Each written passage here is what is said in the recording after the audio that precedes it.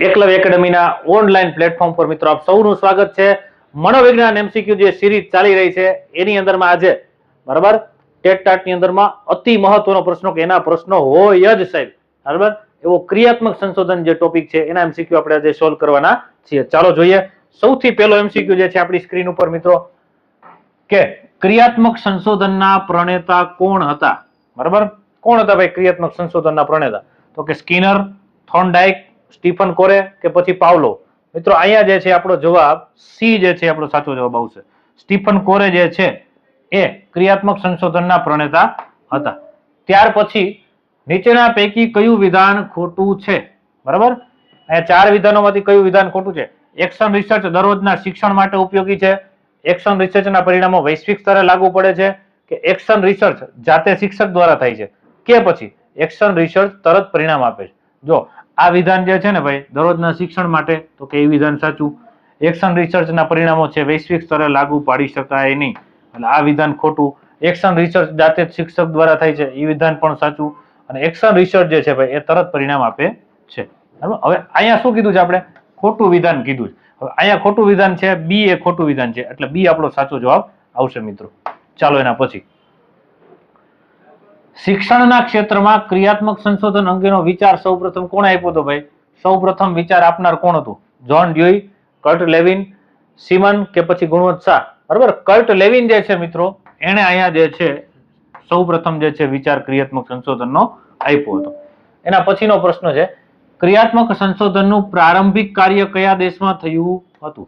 શરૂઆતનું ક્રિયાત્મક સંશોધન જે છે એનું કાર્ય કયા દેશની અંદરમાં થયું હતું? અમેરિકા, ફ્રાન્સ, ભારત કે પછી જર્મની? મિત્રો અમેરિકા જે છે એની અંદરમાં જે છે પ્રારંભિક કાર્ય ક્રિયાત્મક સંશોધનનું થયું હતું. એના પછીનો પ્રશ્ન છે આપણી સામે કે ક્રિયાત્મક સંશોધનને કેળવણી ક્ષેત્રની નાની સિંચાઈ યોજના આવું કોણે કહ્યું છે? તો ભાઈ ક્રિયાત્મક સંશોધન છે એને કેળવણી ક્ષેત્રની નાની સિંચાઈ યોજના તરીકે કોણે ઓળખાવ્યું? ડોક્ટર પાંડે, સ્ટીફન કોરે, રૂસો કે પછી ગુણવંત શાહ? ગુણવંત શાહ જે છે બરાબર એને ઓળખાવ્યું છે એટલે ડી જે છે એ સાચો જવાબ છે. એના પછી હવે શિક્ષકે એવું જોયું કે બાળકો વાર્તા વાંચવામાં રુચિ બતાવતા નથી. શું જોયું ભાઈ? શિક્ષકે વર્ગખંડ દરમિયાન એવું જોયું કે વિદ્યાર્થીઓ જે છે એ વાર્તા વાંચવાની અંદરમાં રસ દાખવતા નથી કે રુચિ બતાવતા નથી. આ કયું સોપાન દર્શાવે છે? તો કે પ્રયાસમલ, મૂલ્યાંકન, સમસ્યાની ઓળખ કે પછી નિરીક્ષણ? મિત્રો જો અહીંયા છે ને શિક્ષક સમસ્યાને ઓળખે છે. શું કરે છે? એટલે આપણો જવાબ છે અહીંયા સી આવશે. સી એ સાચો જવાબ છે, સમસ્યાની ઓળખ. એના પછીનો પ્રશ્ન છે ક્રિયાત્મક સંશોધનના પરિણામો કોને ઉપયોગી છે? સંશોધન તજજ્ઞને ઉપયોગી છે, વિશાળ સમૂહને ઉપયોગી છે, કે કોઈ એક શાળા કે કોઈ એક વર્ગને, કે પછી જિલ્લાની તમામ શાળાઓને જે છે એ લાગુ પડે? બરાબર તો કે ભાઈ અહીંયા જે છે સી સાચો જવાબ આવશે કે ક્રિયાત્મક સંશોધન છે ને કોઈ એક શાળા અથવા કોઈ એક વર્ગ જે છે બરાબર એને લાગુ પડે છે કે એના પરિણામ એને ઉપયોગી થાય છે. ચાલો એના પછી ક્રિયાત્મક સંશોધન શાનો ઉકેલ આપે છે? બરાબર શેનો ઉકેલ આપે છે? કે શિક્ષણના પાયાના સિદ્ધાંતો નક્કી કરે છે, સંશોધનને વ્યવહારમાં યોજે છે, કે શિક્ષકની રોજબરોજની સમસ્યાઓ જે છે એનો સ્થાનિક ઉકેલ આપે છે, કે પછી આપેલ તમામ? મિત્રો અહીંયા વાત કરી છે શાનો ઉકેલ આપે છે. મિત્રો અહીંયા છે ને શિક્ષકની રોજબરોજની જે સમસ્યાઓ જે છે ને એનો સ્થાનિક ઉકેલ આપે છે. શું કરે છે? એનો સ્થાનિક ઉકેલ આપે છે. એટલે આઠમાની અંદરમાં સી જવાબ આવશે. એના પછી નવમો પ્રશ્ન છે ક્રિયાત્મક સંશોધન કયા સંશોધનનો પ્રકાર છે? પાયાનું કે મૂળગત સંશોધન, વ્યવહારિક સંશોધન, ઐતિહાસિક સંશોધન કે પછી શૈક્ષણિક સંશોધન? ભાઈ ક્રિયાત્મક સંશોધન છે એ શૈક્ષણિક સંશોધન જે છે એનો એક પ્રકાર છે. બરાબર એટલે અહીંયા ડી આપણો સાચો જવાબ આવશે. ચાલો એના પછી ક્રિયાત્મક સંશોધન ક્યાં થાય છે ભાઈ? ક્યાં કરવામાં આવે છે? પ્રયોગશાળામાં કરવામાં આવે, વર્ગખંડ અથવા શાળાની અંદરમાં કરવામાં આવે, પુસ્તકાલય કે મંદિરની અંદરમાં, કે પછી મીટિંગ હોલની અંદર? મિત્રો ક્રિયાત્મક સંશોધન જે છે એ શિક્ષકની સમસ્યાઓ જે છે વર્ગખંડની એને સોલ્વ કરવા માટે હોય છે. બરાબર એટલા માટે વર્ગખંડ અથવા શાળાની અંદરમાં ક્રિયાત્મક સંશોધન કરવામાં આવે. બી સાચો જવાબ છે આપણો. એના પછી ક્રિયાત્મક સંશોધનનો મુખ્ય ધ્યેય, ધ્યેય એટલે હેતુ શું છે ભાઈ? કે સામાન્ય સિદ્ધાંતો શોધવા, નવો વિષય શોધવો, કે વ્યવહારુ સમસ્યાઓનો ઉકેલ શોધવો, કે પછી પુસ્તક લખવું? બરાબર તો કે ભાઈ અહીંયા મુખ્ય હેતુ શું છે? તો કે શિક્ષકને વર્ગખંડ દરમિયાન જે વ્યવહારુ સમસ્યાઓ જે છે બરાબર નડે છે બરાબર તો એનો ઉકેલ શોધવો. બરાબર એ જે છે જવાબ આવે. સી સાચો જવાબ છે આપણો મિત્રો. એના પછીનો પ્રશ્ન છે કે ધોરણ 8 એના બાળકોની સમસ્યા છે. કોની સમસ્યા છે? જો ધોરણ 8 એના બાળકોની સમસ્યા છે. આવા પ્રશ્નોનો સમાવેશ કયા તબક્કામાં થાય? બરાબર, તબક્કા એટલે શું થાય? સોપાન. શું થાય? ક્રિયાત્મક જે સંશોધન છે એના સોપાન. બરાબર, જો તમને ખબર હોય કે ક્રિયાત્મક સંશોધનના સાહેબ આટલા સોપાન છે તો જે વિદ્યાર્થીઓને ખબર હોય એ કોમેન્ટ કરજો. બરાબર, અને બધાય સંશોધનના સોપાનોના નામ આવડતા હોય મિત્રો તો ક્રિયાત્મક સંશોધનના દરેક સોપાનના નામ પણ લખીને મોકલજો. ચાલો, આનો જવાબ શું આવશે ભાઈ? કે ધોરણ 8 એના બાળકોની સમસ્યા છે. આ પ્રશ્નનો સમાવેશ કયા તબક્કામાં થાય? તો કે ભાઈ પાયાની માહિતી, પ્રશ્ન ઓળખ કે સમસ્યા ક્ષેત્ર કે મૂલ્યાંકન. મિત્રો અહીંયા જે છે ને એ સમસ્યા ક્ષેત્ર આવશે. શું આવશે? હા, શું કામ ક્ષેત્ર આવશે? જો અહીંયા નક્કી કરી દીધું ધોરણ 8 એ છે, શું દર્શાવ્યું છે? એટલે સમસ્યા ક્ષેત્ર છે. ચાલો, એના પછી આ પદ્ધતિ સફળ રહી એટલે ભવિષ્યમાં તેને અપનાવવી જોઈએ. બરાબર, સફળ રહી આ પદ્ધતિ. બરાબર, ક્રિયાત્મક સંશોધન કર્યું એ સફળ થયું. બરાબર, તો આ નિવેદન કયા તબક્કામાં આવે છે? પ્રશ્ન ઓળખ, સમસ્યા ક્ષેત્ર, ઉત્કલ્પના કે પછી તારણ અને અનુકાર્ય. મિત્રો આ જે છે ને તારણ અને અનુકાર્યની વાત છે. કારણ કે ક્રિયાત્મક સંશોધન છે શું થયું છે ભાઈ? આ પદ્ધતિ સફળ રહી છે તો એ તારણ નીકળ્યું. શું નીકળ્યું? એટલે તારણ અને અનુકાર્યની અંદરમાં આવશે. એના પછી ઘણા વિદ્યાર્થીઓ નિયમો સમજી શકતા નથી. નિયમો ઘણા બધા પ્રકારના, ગણિતના ક્યાંક નિયમો હોય, બરાબર, પછી વ્યાકરણના નિયમો હોય, અંગ્રેજીની અંદરમાં નિયમો હોય. વિદ્યાર્થીઓ નિયમો સમજી શકતા નથી. આ ઉદાહરણ કયા તબક્કામાં આવે છે? બરાબર, તો કે પાયાની માહિતીમાં આવશે, મૂલ્યાંકનની અંદરમાં આવશે, સંભવિત કારણો છે એની અંદરમાં આવશે કે પરિણામ વિશ્લેષણ છે એની અંદર. મિત્રો આ જે છે એ સંભવિત કારણની અંદરમાં આવશે. શું આવશે? સંભવિત કારણ. બરાબર, કે ઘણા વિદ્યાર્થીઓ નિયમો સમજી શકતા નથી, એક કારણ છે સંભવિત કે સંભાવના છે. ચાલો, એના પછી નીચેના પૈકી કયું ક્રિયાત્મક સંશોધનનું મહત્વ દર્શાવતું નથી? બરાબર, કે શિક્ષકને સંશોધક બનાવે છે, શિક્ષણની ગુણવત્તા સુધારે છે, ઇજનેરી ક્ષેત્રમાં નવી શોધ કરે છે કે પછી વર્ગની સમસ્યાનો ઉકેલ આપે છે. શું કીધું છે ભાઈ? એકવાર સમજો પ્રશ્નને કે કયું ક્રિયાત્મક સંશોધનનું મહત્વ દર્શાવતું નથી. બરાબર, જો શિક્ષકને સંશોધક બનાવે છે તો એનું મહત્વ છે, શિક્ષણની ગુણવત્તા જે છે સુધારે એ પણ મહત્વ, ઇજનેરી ક્ષેત્રમાં નવી શોધ કરે. હવે એ વાત ખોટી છે. શું વાત? આ વાત ખોટી છે.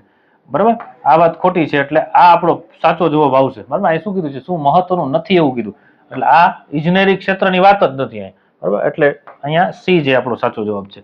ચાલો, એના પછી ક્રિયાત્મક સંશોધન કેવી રીતે શિક્ષણ ક્ષેત્રમાં મૂળભૂત ફેરફાર લાવી શકે ભાઈ?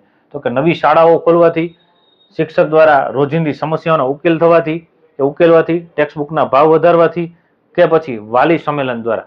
બરાબર, શું કીધું છે? શિક્ષણ ક્ષેત્રમાં મૂળભૂત ફેરફાર શું લાવી શકે? તો કે ભાઈ શિક્ષકો જે છે એના દ્વારા રોજિંદી સમસ્યાઓ જે છે, બરાબર, એના ઉકેલવાથી જે છે એ શું કહેવાય છે? શિક્ષણ ક્ષેત્રમાં મૂળભૂત ફેરફાર આવી શકે. ચાલો, એના પછી શિક્ષકે 10 વિદ્યાર્થીઓ, કેટલા વિદ્યાર્થી છે? 10 વિદ્યાર્થીઓના અભ્યાસ, એની અંદરમાં એ વિદ્યાર્થીઓ છે અભ્યાસની અંદરમાં નિષ્ફળ થયા અને નિષ્ફળતા શોધવા માટે તેમની ફાઇલ, નોટબુક અને પરીક્ષાના પરિણામો 3 વસ્તુ છે એ તપાસી. શું કર્યું ભાઈ? 10 વિદ્યાર્થીઓ નપાસ્યાનું એનું વિશ્લેષણ કર્યું. તો એ કયો તબક્કો ગણાય ભાઈ? તો કે પ્રશ્ન ઓળખ, મૂલ્યાંકન, પાયાની માહિતી કે પછી અનુકાર્ય. તો એ જે છે એ સી જવાબ આવશે. શું આવશે? કે પાયાની માહિતી જે છે ને તપાસી. બરાબર છે.